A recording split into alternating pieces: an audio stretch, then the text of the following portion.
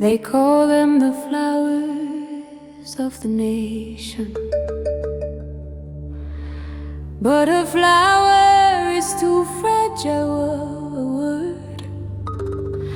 Have you ever seen a Zulu maiden stand against the horizon? She does not just bloom, she radiates. She is the black diamond pulled from the rich earth of Africa, polished by the wind, shining with the oil of heritage. Look at her skin,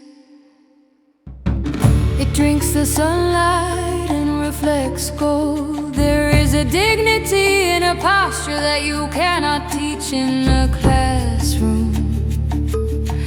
It is inherited, passed down from grandmother to mother to daughter. A spine made of steel, wrapped in velvet. She carries her head high, not out of arrogance, but